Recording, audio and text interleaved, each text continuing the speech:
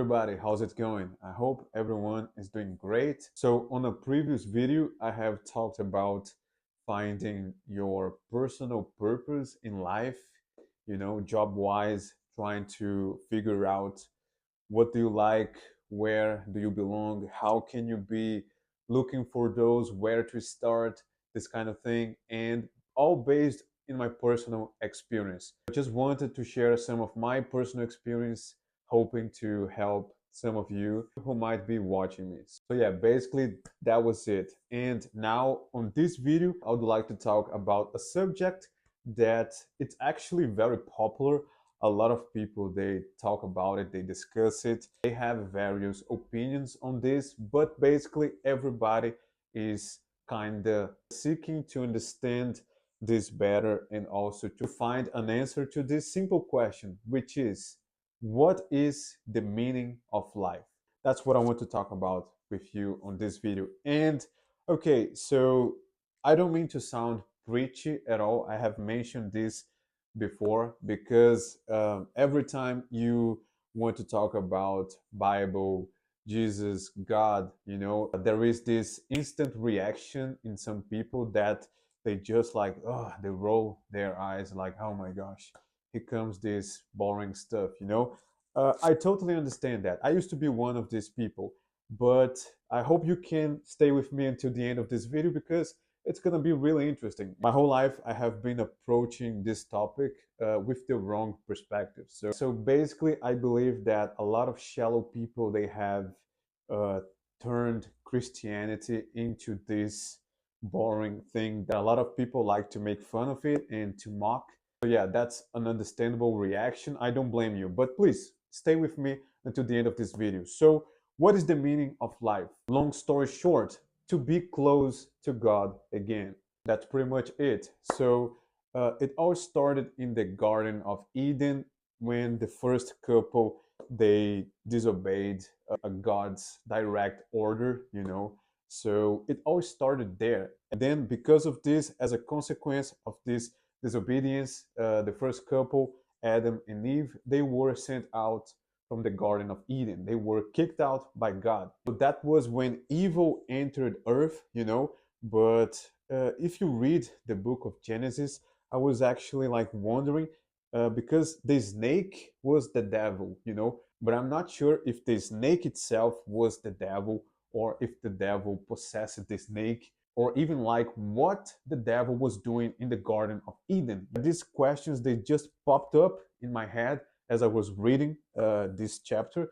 So anyway, we can try to understand it. We can try to look for answers, but we can't be certain of anything. But anyway, ever since this disobedience, the human race has lived as pilgrims. So since Adam and Eve, we have been pilgrims roaming around Earth.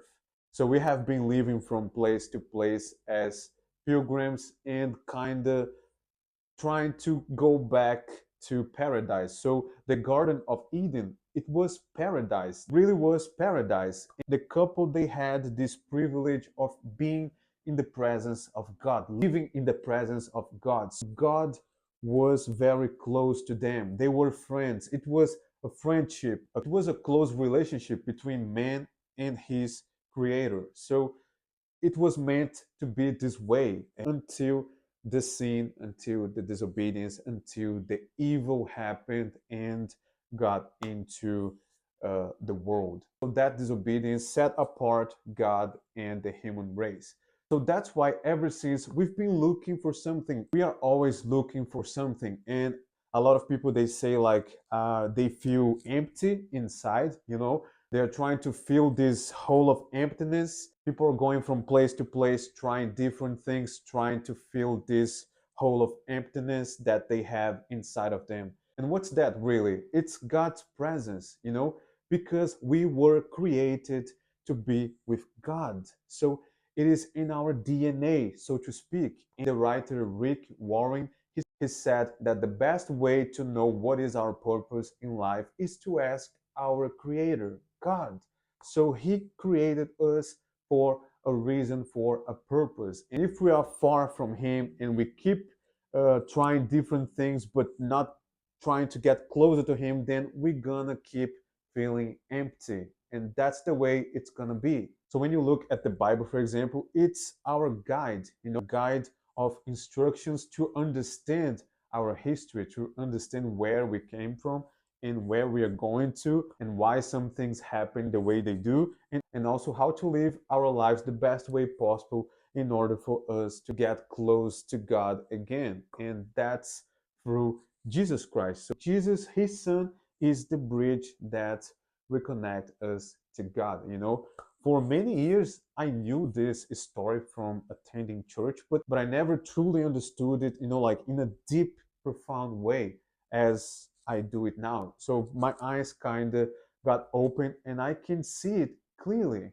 Yeah, there is no other way. If you want to understand, to truly understand our purpose in life, in the world, if you want to feel this hole of emptiness that you have inside of you, if you want to find true happiness, if you want to find true wisdom and knowledge, if you want to find a real treasure, and if you want to find peace. So a lot of people, they have no peace. Sometimes peace is something that we take for granted, but actually a lot of people, they lack of peace in their lives. If you are one of those, if you are looking for peace, inner peace, then you will only find it in God. And that is the way. So I really suggest you to start studying the Bible, read the Bible, but with your mind and heart open to really receive it and try to understand it deeply. A Russian writer that I can't remember the name once said that you can give man everything, give him everything, but even after he has accomplished all his goals in life, he will still feel empty. He's still gonna have this gap in his life.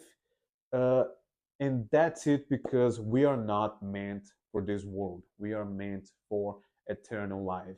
And of course, nothing in this world will ever satisfy us when you stop to think about this. So we are not meant for here. That's why we should not worry and stress about getting money and success in here, because it doesn't matter. Our life here is just a lightning in the history of the entire universe. Stop to think about that.